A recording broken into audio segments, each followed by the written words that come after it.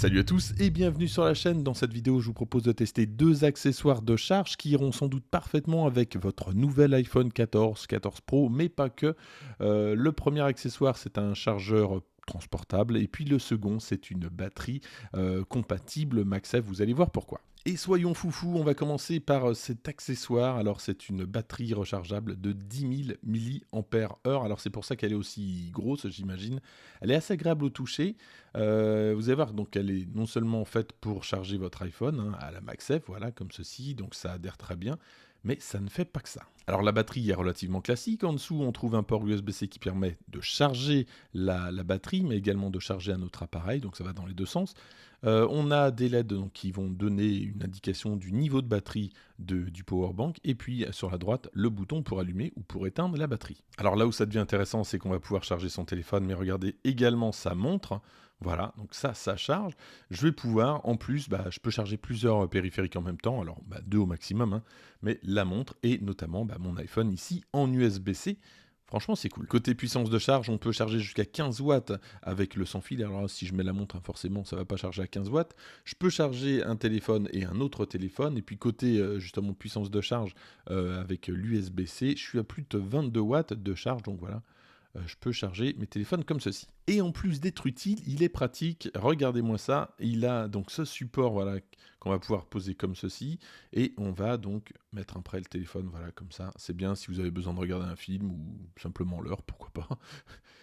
Voilà, donc franchement, je trouve que c'est ultra bien pensé, il fait tout, c'est idéal pour les voyages. Alors, il est un petit peu gros pour les personnes qui se servent encore de leur iPhone pour téléphoner, mais on l'a bien en main. Moi, j'aime beaucoup, donc on peut recharger le téléphone tout en appelant quelqu'un. Donc ça, je ne vais pas vous mentir, c'est mon gros coup de cœur, c'est quelque chose que je vais emmener un petit peu partout. Je regrette qu'un truc, c'est qu'il n'y ait pas, alors sur certaines batteries que j'avais pu tester, il y a un petit cordon USB-C, Lightning qu'on peut brancher, là c'est pas le cas, mais franchement c'est top, je vous mets le lien dans la description si le produit vous intéresse. Avant de passer à mon second accessoire, qui était finalement le premier dans ma liste, je vous propose cette coque, alors toujours du même constructeur, fabricant, c'est Zira, c'est une coque toute simple pour iPhone qu'elle mérite en tout cas, parce que moi j'aime pas trop les coques transparentes trop rigides, notamment pour les boutons c'est pas génial. Celle-ci est très souple, donc j'aime bien, on la met facilement, on peut la retirer aussi facilement, et donc les boutons sont relativement accessibles, et surtout elle est compatible MagSafe. Voilà, donc ça tient relativement bien et ça me permet de faire une transition vers mon autre produit puisque c'est le chargeur dont je vous parlais, un chargeur portable. Alors vous le connaissez, Apple avait sorti le MagSafe Duo, je l'avais testé d'ailleurs sur cette chaîne, donc voici un peu le concurrent en trio.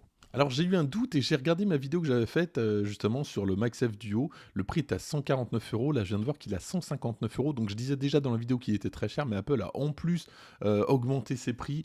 Franchement, là on est sur un trio qui coûte 50 $.